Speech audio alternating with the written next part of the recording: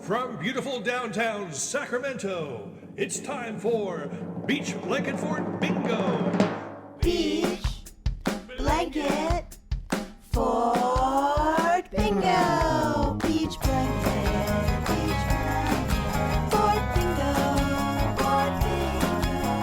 Spouse has got a show when you really want to know what's going on. Yeah, yeah, yeah. Beach Blanket, Fort Bingo, Fort Bingo. Art and music, golden blue, and your favorite comics too. Grab a spot and settle in, 'cause it's high time we begin.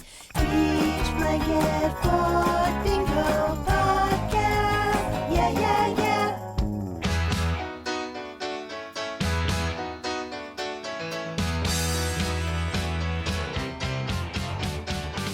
They got a word for girls like me. They got a name if you don't want to use. Hello, everybody, and welcome to another episode of Beach Blanket Fort Bingo. My name is Steve SCHNEE, and I'll be your host, and we have a very special guest. But first, let me introduce you to my co-host. He's the meanest bassist in rock and roll, and he's star of the Boom Boom Room right here on this very YouTube channel. These days, he's best known for being Julie's boyfriend. Ladies and gentlemen, Mr. Hunka Hunka Burnin' Love himself, Ronnie Barnett. That's me. Hey, Steve. Thanks for having me. Of And- course. And today, our very special guest is an amazingly talented human being. She's a songwriter extraordinaire, a wonderful singer, musician, producer, and esteemed educator. She's written or co-written songs performed by Bonnie Raitt, Booker T and the MGs, Cher, David Crosby, Bette Midler, Adam Ant, and many others. And she's made some fantastic records on her own as well. She's the real deal, folks. And now her classic debut album, Good Clean Fun, has been expanded and reissued on CD, and we're going to chat about that and more. Ladies and gentlemen, please give a warm round of applause for the legendary Bonnie HAYES.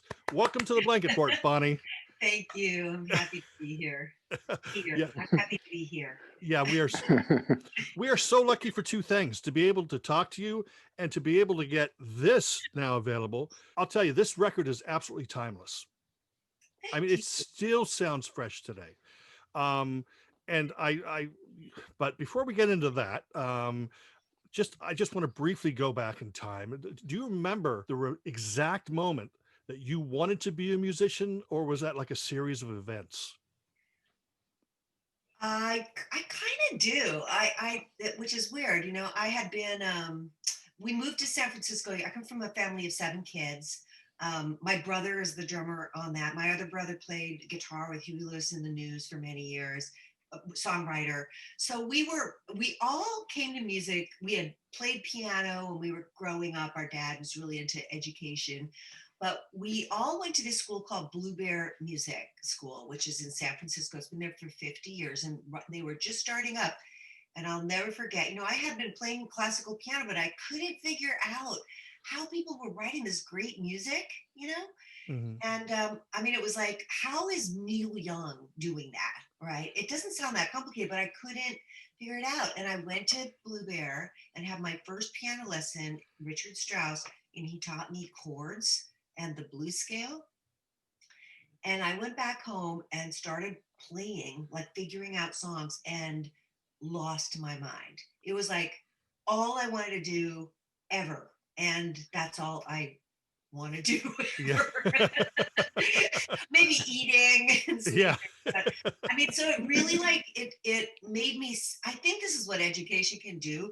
It makes you see that you can have that life, you know? Mhm. That life was I never even imagined that I could do something like that. I was looking at Neil Young and going, I want to be his girlfriend. It never occurred to me that I could be Neil Young, you know, until I got that piano lesson. It was a moment of utter transformation of my idea of who I could be. It was very powerful. Shelly, look, you got a boyfriend. Don't let your boyfriend put you down. Shelly, you know he's just a boy. Keep looking till you're found. Yeah, yeah. Sha sha sha sha. Are those early songs demoed? Bonnie, I smell another release here. The early 70s Bonnie They're- Hayes demos. the only ones that I would probably, I mean, the very early ones, I don't even, Right. they were kind of, I mean, I think they were bad. I think what happens with songwriting is, you think they're amazing, but a lot of times they're just not doing what you think they're doing. It's like I'm Yeah. saying something and you're not, you know what I mean? Like I think I'm Yeah. writing this amazing, epic, emotional ballad, and people are hearing it and going, "That is the cheesiest shit." And so there's this weird gap between what we think we're doing and what is being perceived, and that happens a lot, really, at the beginning. I would say. Right. So there's got to be another moment where you start going, "Wait, is what I'm doing what people are hearing?" And I think that was the next kind of thing that happened to me, was realizing that I was writing, things that were very good, and then I started kind of trying to work on my songwriting. What drew you to keyboards like over guitar? If I had it to do again, I would play guitar, honestly. And I just okay. Remember how long ago this was? It was not a thing girls did. Yes. Okay. It was not a thing girls did. Girls didn't produce. They didn't write songs. They weren't in bands. So, I mean, I really didn't, that was a door that just didn't get open to me. Like my brother got the guitar and I took piano lessons. And so I was a piano player. I did eventually learn to play guitar, and I play guitar a lot in my band now. But One of the questions I wanted to hit, and I don't want to jump too far ahead because we're just going to go back, but do you think it was more difficult for you to break into the business because you were a girl? No. well, okay, so it sort of was like, it was hard to get a record deal because at that time they would all go, "Oh, we've already got a woman," or Yeah. Yeah. we just signed a girl. So there was that kind of thing, which is, again, girls just didn't do this. Yeah. It was sort of considered a novelty that you were a girl. I will say, though, I'm not going to whine about it. I mean, yeah, a bunch of stupid crap happens to women, and yeah, women don't get certain kinds of jobs. Like turning into a producer was quite a moment for me, being able to produce records, and I can tell you about that. But I do feel like I got a lot of my touring gigs because I was a woman. Like my sideman gig, like playing with Billy Idol, they wanted a girl, And so I would say, it's kind of when you weigh it out, it ends up being about even in terms of, what I got screwed out of and what I got because I was a girl. It balances. Something shakes me. Something shakes me. Something makes me see. Something takes me. Rochambeau. Rochambeau.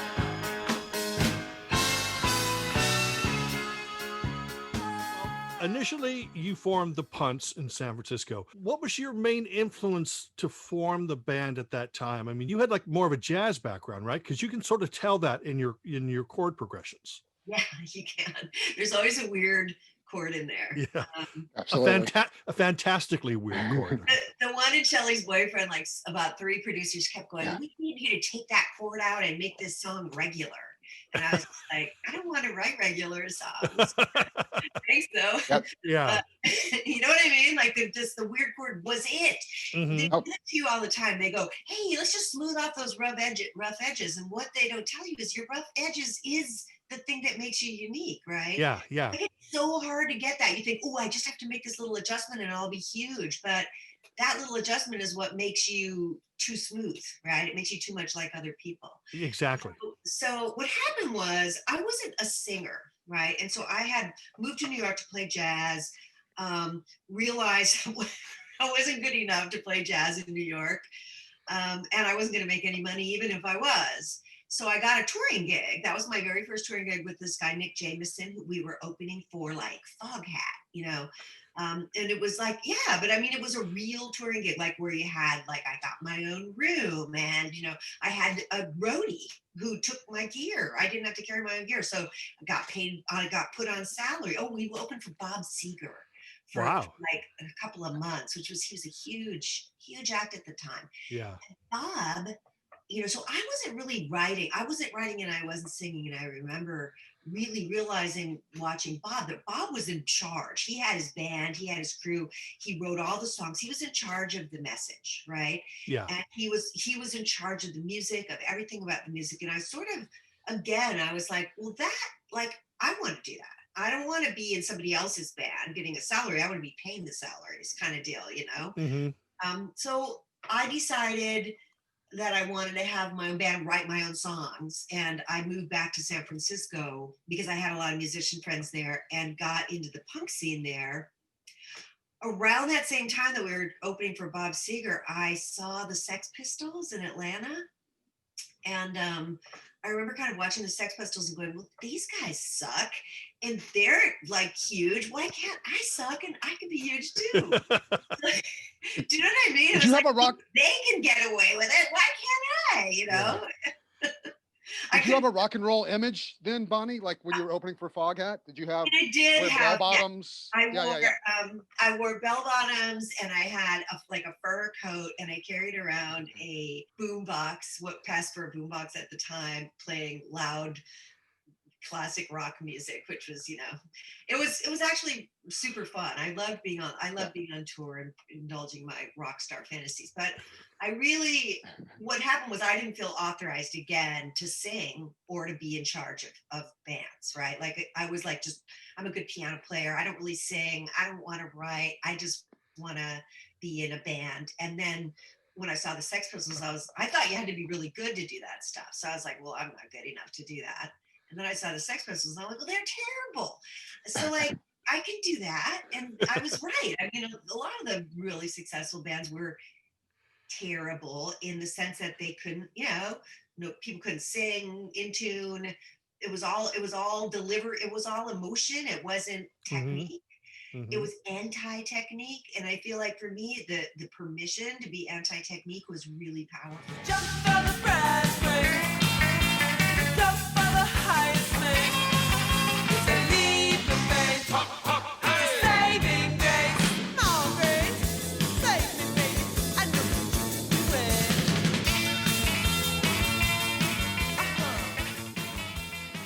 Yeah, see, that's what I think a lot of people forget about that whole punk scene. Is it isn't just the sound; it was the ethos behind it. It was the fact that you didn't have to be Rick Wakeman to be. In fact, they didn't want you to. Nobody liked Rick Wakeman. Like Yeah, there was this thing of just what people wanted was the energy and the community. And the community was, I mean, I was not always entirely accepted by that community because I was a little too good of a musician and a little too pretty, Yeah. You know what I mean? Like just a Mhm. little too femme, Yeah. But definitely the community in San Francisco was awesome community. And that was really where I got my early like lead singer chops, which, it took me a year to learn how to sing in tune and about 30 bottles of cognac. I couldn't sing without being drunk for like a year. Well, before all this stuff happened, how did you connect with Steve Savage? So he was actually the guy, like what happened with, he was my boyfriend when I was like 17. Mm-hmm. And we worked together at Blue Bear. He was one of the founders of Blue Bear. So then he and I, when I moved to New York and, we kind of weren't really connected and because we didn't have internet. Yeah. Right. So you had to call. Yeah. Yeah, you had to make a phone call. It was usually for a reason, right? And so I moved back though, and I was sort of interested in the punk scene, and he was really interested in the punk scene too. And in fact, our early songs we wrote together. Like there's 3 demos on there. I think we wrote all of those demo songs together. And because I couldn't write lyrics and he would send me lyrics and I would write the song, right? Mm-hmm. So he was a great partner in kind of putting that band together. He played drums in the band for a while. And then we got my brother Kevin and he became the manager, right? Mm-hmm. So he's an amazing person with a lot of skills. And now he runs Blue Bear.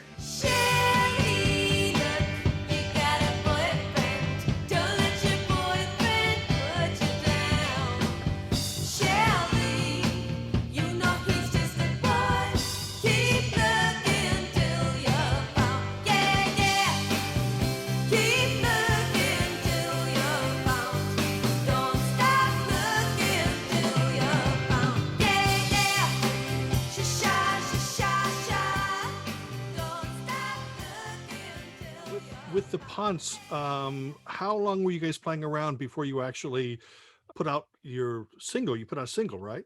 Yeah. So what happened was we were playing around, and we had a lot of different versions of the band. I think Mhm. the 30 demos are all different people. They're not the people from the Wild Combo. Okay. So what happened was I was kind of like looking for people who I vibed with, and we went through a lot of different sort of incarnations, including me playing like power trio with a clavinet that I plugged through a guitar amp to make it sound like a guitar. Wow. Yeah, we had fun. It was very, very do-it-yourselfy. I always put my keyboard solos, my Rhodes solos through a guitar amp too, really distorted. I was super into that distorted, Mhm. crazy sound. So what happened was finally I got the band assembled. I got Kevin in the band, and I got this kid, Hank Maniger, and Paul Davis. And right then we made the single, which was Shelley's, and I wrote Shelley's Boyfriend, and Rochambeau made the single because we couldn't get arrested. Like, we couldn't get a record deal. Nobody cared about us. So we were like, well, we'll just make a single. So we made a single. We got borrowed money, made a single, made our own cover, pressed it, and took it to the college stations. And the college stations played it. And pretty soon it was getting played like all over the country.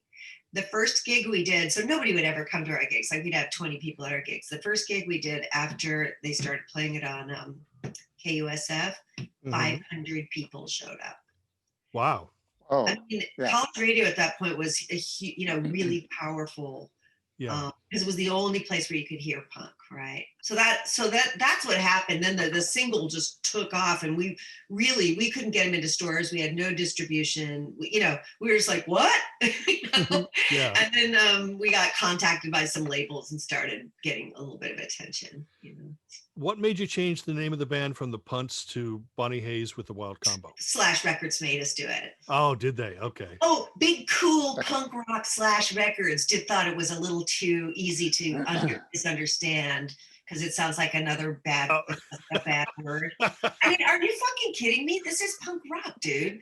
So anyway, that's what I mean about Slash. They were sort of trying to get like a major, like a mainstream hit, right? Yeah. With us, we were sort of like supposed to be their mainstream Mhm. act. But were you comfortable with them putting your name up front like that? Were you comfortable at They the time just with thought that? that was their thing. I mean, we hated it. Okay. We didn't like it. We were really invested. We loved the Punts, and the Punts was like, it was an ethos. Right? Yeah. Yeah. Like you say, it was like it was a way of life. It Yeah. was not just a band. Yeah. So we were like, fuck, whatever. But we just needed the money, We Yeah. wanted to get the money Yeah, to yeah. make, to make the record. We wanted to make a record, and nobody would give us money unless we did all this. It was an immediate thing of like, oh, you need to do this and you need to do that, like right away. It was like, change this, change that, change this, change that. And we were like, okay, do we have to? Yeah.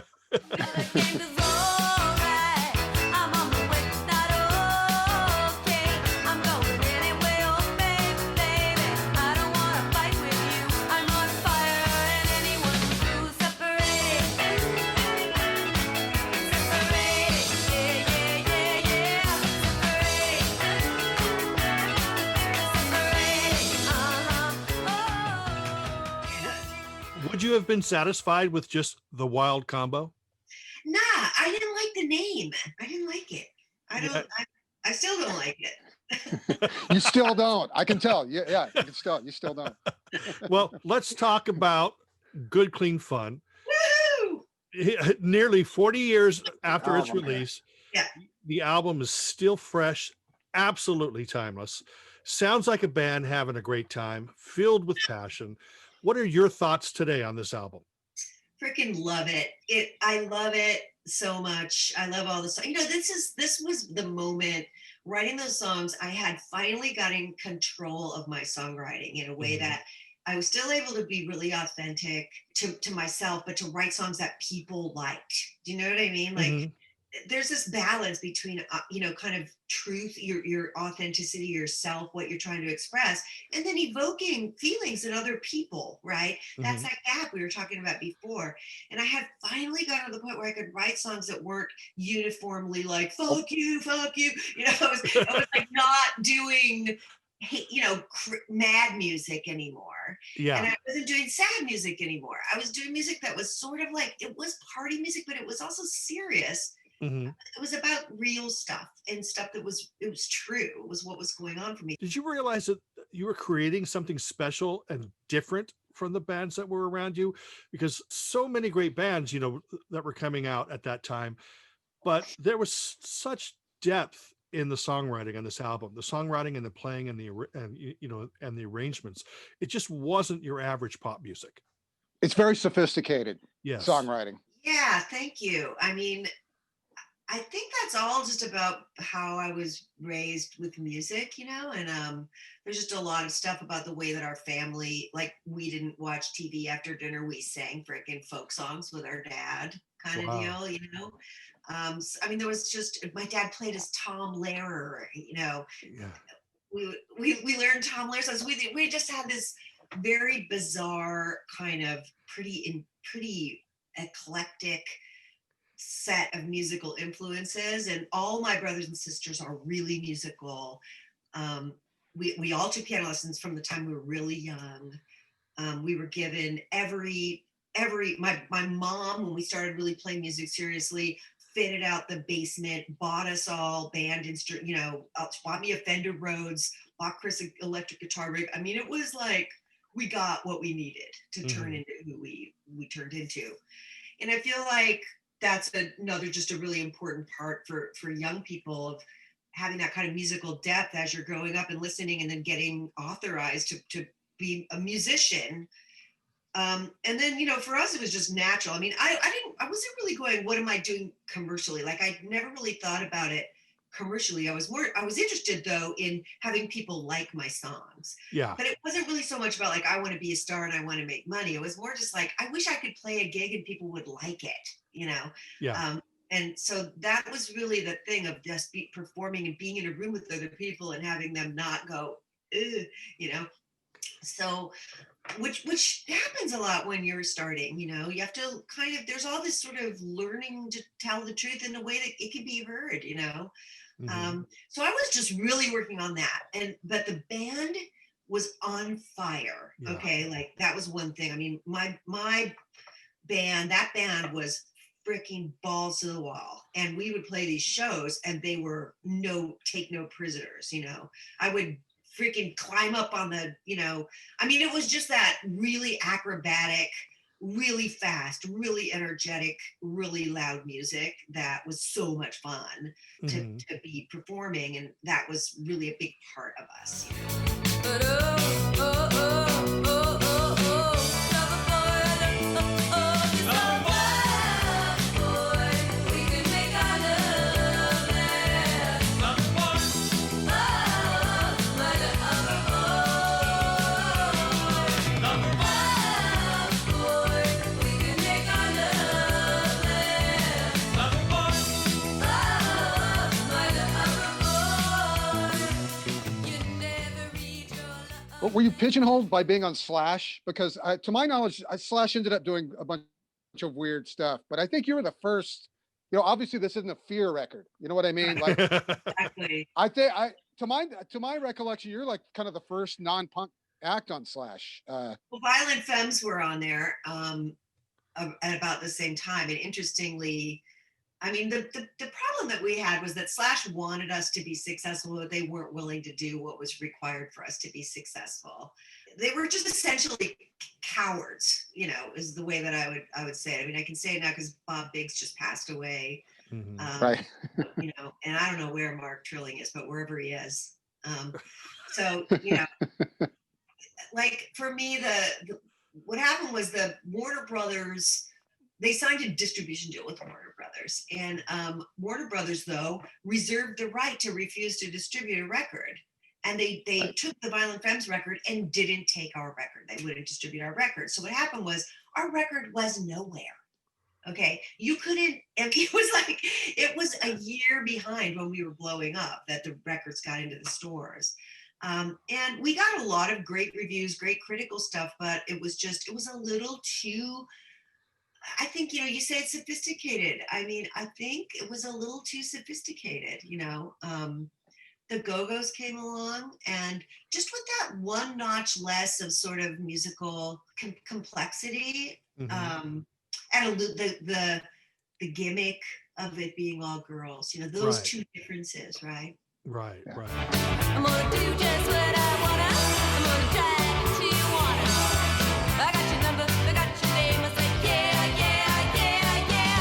They got a line for girls like me. They got a line, can't stay behind them. They got a line up for girls like me. They're doing time for girls like me. I'm gonna twist. I'm gonna skate. I'm gonna kill my. Were you pleasantly surprised that Girls Like Me became somewhat of the theme to the movie Valley Girl?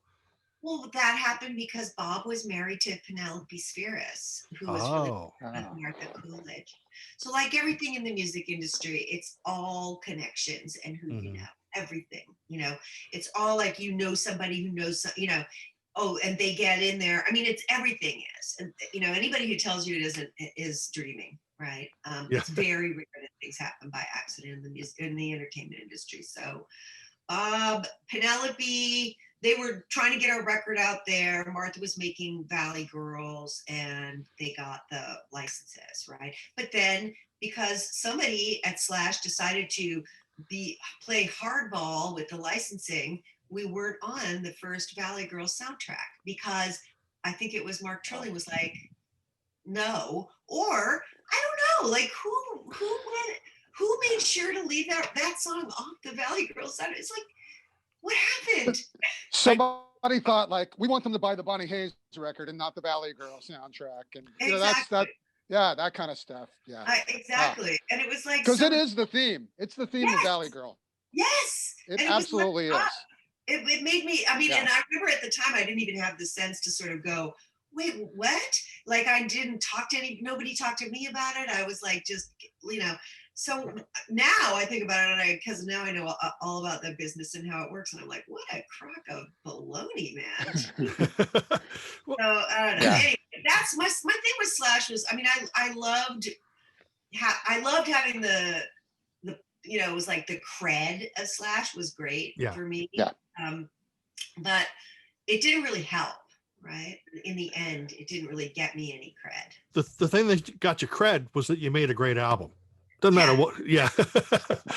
But I mean, that's the thing. I mean, Shelley's Boyfriend's another classic, but there's so much going on this record. Like even Dumb Fun. I mean, it changes musical course when it goes from like the keyboard to that Oh, yeah. almost heavy metal guitar The solo. jazz, the swing. Yeah.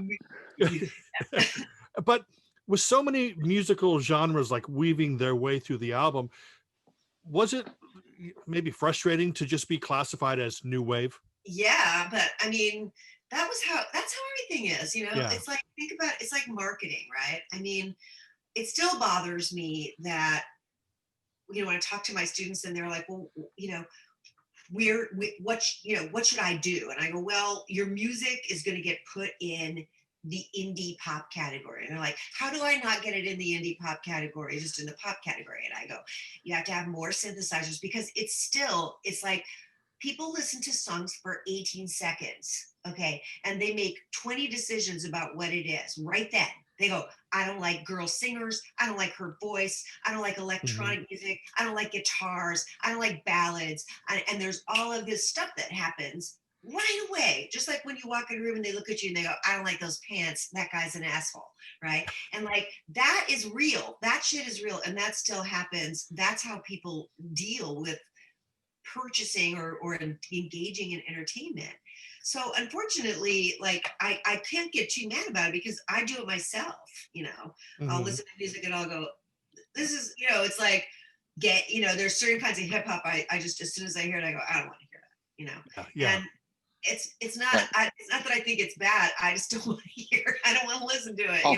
There's other kinds I love, right? But I just feel like people have it's really hard to cross especially when you're doing genre blending and mixing. It's really hard to get an audience that's going to get that. Like, you're an unusual person, right? You heard all of that stuff. You guys hear what's in there because you're music nuts and you've been around, you've listened to a lot of kind of music, most people don't have that. I'm talking about your dumb one. Something real cool, something clean, something easy to do, something so that you're letting the best of you too. Dumb fun, dumb fun, dumb fun, dumb fun, dumb fun. So you mentioned playing gigs. Did you tour nationally for this record? We did the Eat Your Shoes tour. Okay. Did you headline the tour? Yeah, well, it was. We did open some shows, but most of it was headlining like small clubs. We went everywhere that we had radio play. I think we flew to the East Coast and then rented a van and drove around the East Coast, and then Wow. oh my God, it was like exhausting. We drove. I mean, we did a couple of those like 8-10 hour drives. Like to Minneapolis, right? There's no near Minneapolis. We went to Madison, Wisconsin to Minneapolis. Like, what is that? It's like, Yeah. I don't even know. But so we did a full tour and we did get tour support from Slash for that. And it was Good. funner than shit. Oh. We were never put on a regular, like we didn't get, in those days, they didn't have the touring business sorted the way that they have it now, where they have these huge festivals and you go with these big groups of bills that go here and there together. There was very little of that kind of happening then. I mean, it was really kind of still early in the hyper capitalization of the rock and roll industry. America, I sing to thee, brave new girl. I like to live in the land of the free, brave new girl.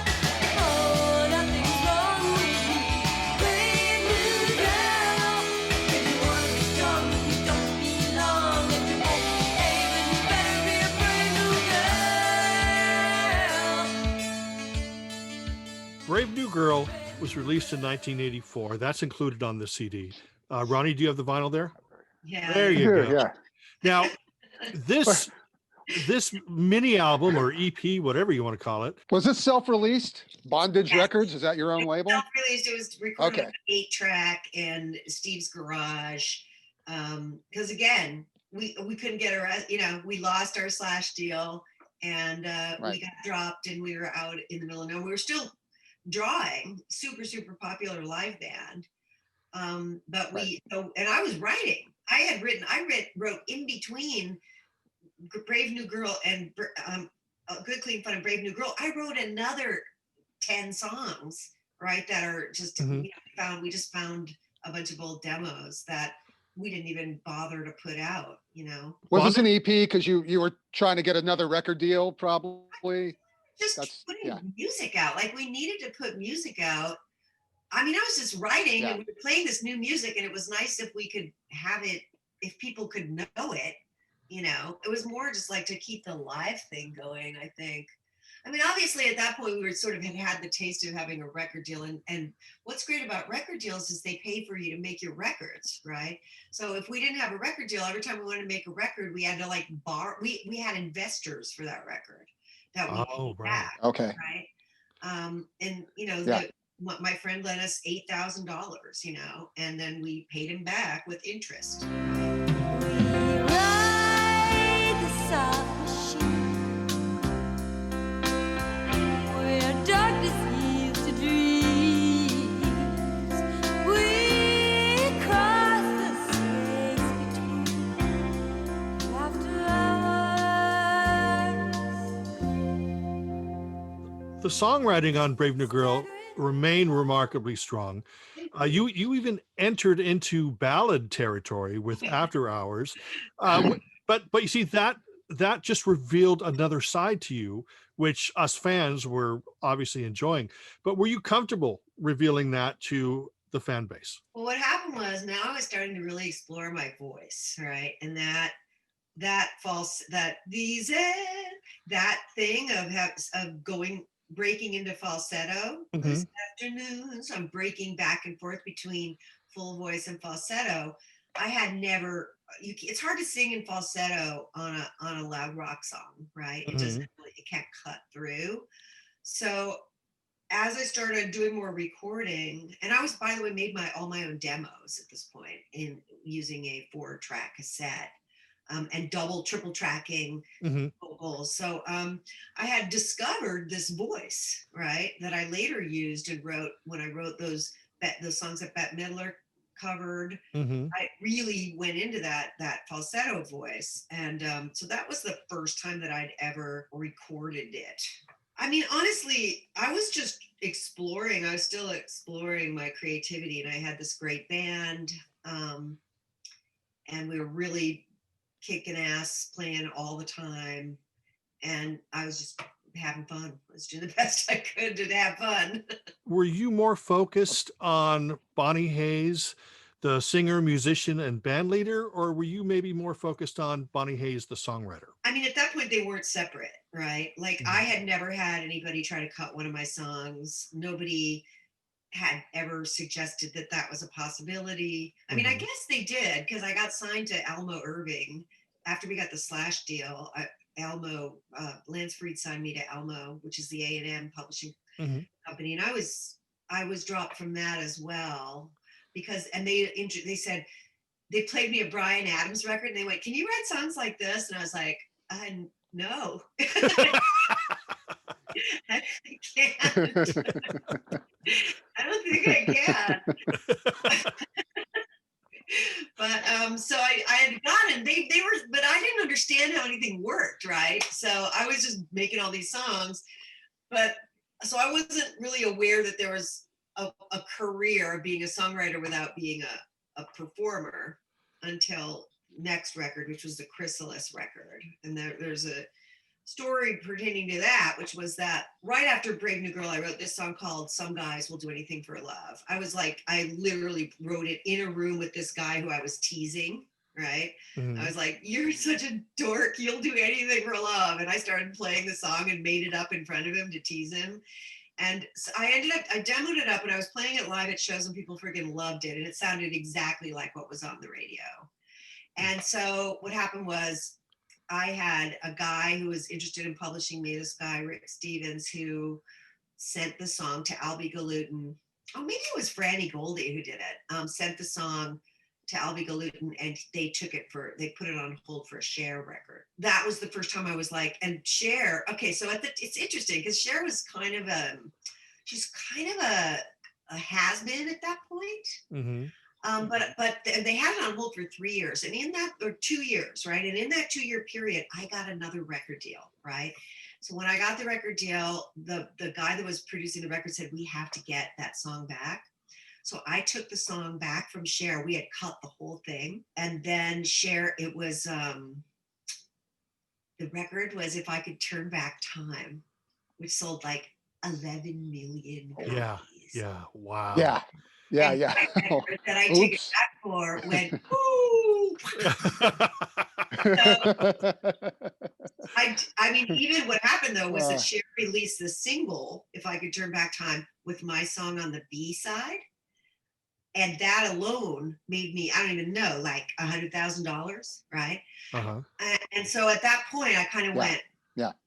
"Oh, this is like money that keeps coming."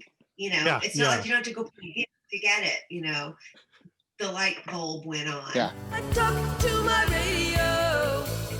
I keep it tuned with all night show. I give my last dime for courage, but they will not cover me. No, no, no. Now, how did you get hooked up with Blixa Sounds to do this reissue? What happened was, I was talking to Louise Goffin, who's a Carole King's daughter, right? And she and I just had reconnected. I think her son, she has a son, Elijah, who went to Berklee for a minute, Greg Mhm. Wells' son, right? And and Louise and I were talking, and she was like, "Oh yeah." I was like, "God, I wish I could get my master's back." And she goes, "Oh, I got mine back." She goes, there's this gap in the, you know, clenched music industry, music record companies fists clenching on their masters ownership of like this little period where you can slip in there and get your masters before they go into public domain or whatever. Mm-hmm. And she goes, you should talk to my guy. So she connected me to Dan Perloff, Yeah. who like is like my knight in shining armor. Yeah. Yeah. Dan works at Blixa. Yeah, he's a great guy and he does a lot of great stuff. Is there more unreleased Punts or Wild Combo material that we may get to hear in the future? There's only demos. There's That's some okay. demos, but it's not well recorded. I think it's demos of songs, like there might be the demo versions of some of those songs floating around. I mean, I'll be happy. I don't have, and then there's like a live recording that has some of those that we did at like a radio station somewhere. I remember it was like at 5 a.m. I'm not shitting you, but the guy recorded it and he just got in touch with me and sent me the recordings. I have stuff like that playing around. But they're mixed is the problem. Like, so you can't remix. It's just the mix way that it went down. And so are the demos. Like the demos are mixes. So it's that kind of thing where you just have to, you can't want it to be better. Right. It's locked in time, but trapped in amber. Yeah, well, I know, fool. They tell me play it cool. You need to get away, but you can't get away from the wild heart.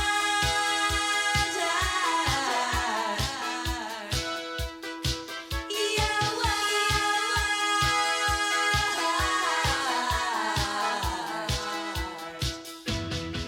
can we go back to the cover for this record for a second, Bonnie? Well, it was because it was Brave New Girl, because we were in 1984. Right? And Yes. I was, basically my friend Ira Khan and I were trying to figure out how to get how to evoke that spirit of, it's so weird seeing that today because they stormed the frickin' Capitol with the flag. Right.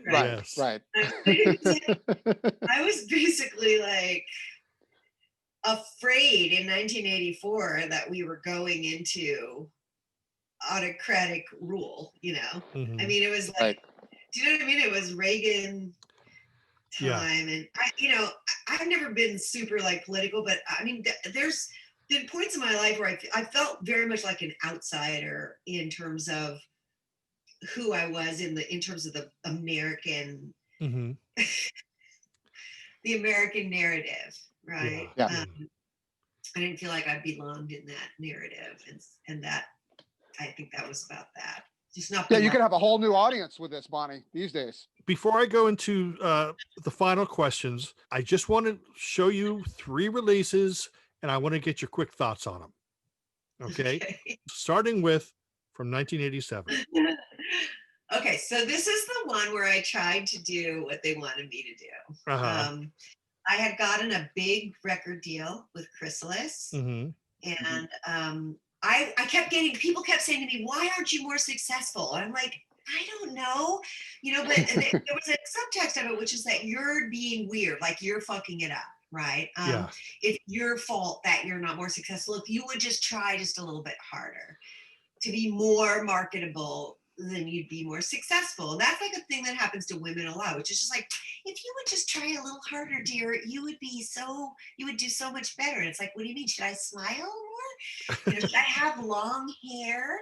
So like a lot of that was sort of, that cover came from like a styling session where they brought the clothes. Yeah, I mean, so it was all, I don't know, it was just all kind of, and then the recording was done. I mean, they spent so much money and they smoothed out all the rough edges and they had all these like LA heavies on it. Jerry hated the string, the strings. And I just like, when I listen to it, I just don't feel like it's me. Yeah, that era is not a good era for production for almost everybody, right? Yeah, it sounds so overproduced and slick, and a lot of the songs were written. They were written in a way where I didn't have an idea when I started the song. So it would be like you'd sing like nonsense lyrics because I'd be writing with other people or what have you. I'd be Yeah. singing nonsense lyrics, and then we'd find the idea. And that's not a good way to write songs. I mean, I think a lot of people Yeah. write that way, but I think you write shitty lyrics when you do that. Which I feel like the lyrics on that record are not my best. Right. Well, let's skip ahead to 1996. What are your thoughts on this Oh, album? I love that record. This time, in this period, I kept getting these record deals. Like I had a record deal with Miles Copeland, and we made a record with all these amazing people playing on it. And when it was done, Miles refused to release it. And I still have that record, which has never been released because they own the masters. So that record was a redo Oh, okay. Okay. Oh, of the songs on the Muscle record. But Mhm. I love that record just because it was such a it was me just exploring my, like, it's super jazzy. That one does have a bunch of synths on it. Mhm. I just like it, but I never play any of those songs. And you can hear, I think that has Bottomless and Bed of Roses, both of which were cut by Bette Midler. And then finally, Love in the Ruins from I 2003. love, that's one of my favorite records I've made. That's probably my second favorite. This actually kind of goes back to the sound of the Wild Combo. It's a tougher guitar oriented sound.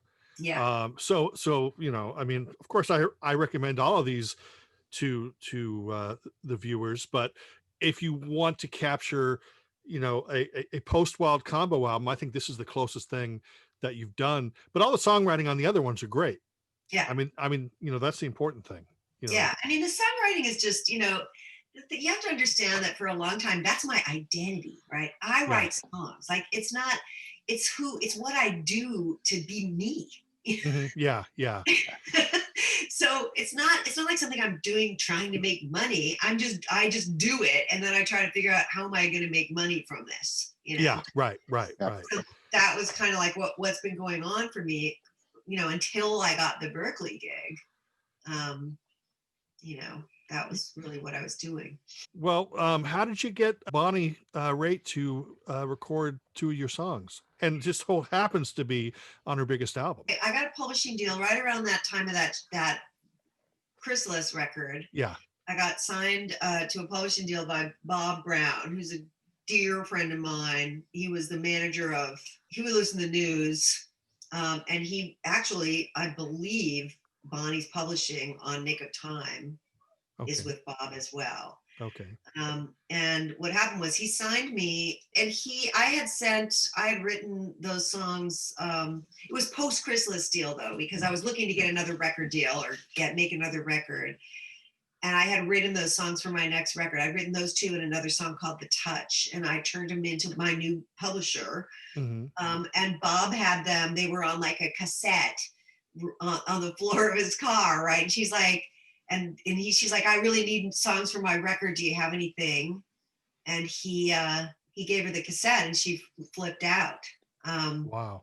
So again, though, it never would have happened if Bob wasn't dating Bonnie, right? Like if I don't know if I had sent those songs to her on a cassette, cold call, I'm not sure that you see what I mean? Yeah. It's Oh, all yes. like he said, these songs are great for you. You know, the whole thing is somebody that you like, that you trust, that you understand says you should do these, you know?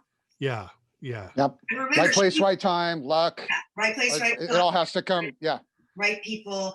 And she was doing a comeback record too. It was the same thing. She came and said, can I do these records? And I was like, I wanted them for my record. But then I remembered losing the 11 million seller. And I Yeah. went, okay. I tell you you're wonderful. I miss you. Yes, I do. Did I tell you that I was wrong?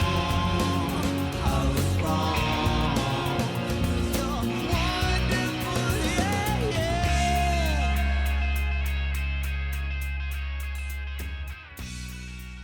You co-wrote, in my opinion, one of Adam Ant's songs. How did Wonderful come about with you and Adam Ant? All right. Well, we have to give Marco Peroni credit for that song. He's a as great. I love Mark. Ah, Yeah, and so Marco and Adam, and this is so bad. I forgot his real name. Stuart Goddard. Stuart. Yeah. So what happened was Miles Copeland. Do you know who Miles Copeland is? Yes. Mr. like behind the scenes. Oh, yeah. like, Yeah. dealer guy. So Miles Yep. at that point was trying to sign me to a pub deal, but he's such a freaking he's such a like corrupt guy. I couldn't deal with it, but he kept sending me these great connections to people to write with, and he sends Stuart over, and he goes, Stuart's got this song. I think it needs a rewrite. It's not, it's close, but it's not there. So I was like being like the song doctor, and Stuart came over with the song, with kind of a demo of the song, and I was like, let's do this and this and this. So I was like putting together, I made the chorus better. Uh-huh. I simplified the chorus. I made it more repetitive, and I wrote that thing in the middle where it goes that breakdown thing. Yeah. I wrote that and stuck it in the middle, using like an Emax guitar sample, and David Tickle produced it, and the rest is history. Where can viewers keep tabs on everything Bonnie Hayes? I mean, do you have a Facebook page that people can go to, or a website? It's so bad. I am like, I have. They can go to my website and sign up. I'm actually about to redo my website, but it's kind of shitty. But right now it works. There's a contact page, and I'll put them on the Google group. I have a very slow moving Instagram. I'm not doing me. I'm not marketing me. I'm doing my kids, right?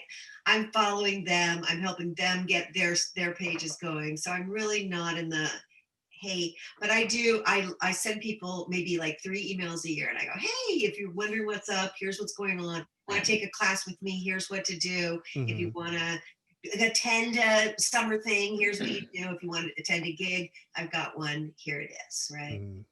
But there's not that much to keep up with. Which is fine. Yeah. Well, that's it for this episode of Beach Blanket Fort Bingo. I'd like to thank my co-hosts this way, Ronnie Barnett. And of course, I would love to thank the amazing Bonnie Hayes for appearing with us here in the Blanket Fort. Be safe, be well, and we'll see you next time on Beach Blanket Fort Bingo. Goodbye, everybody.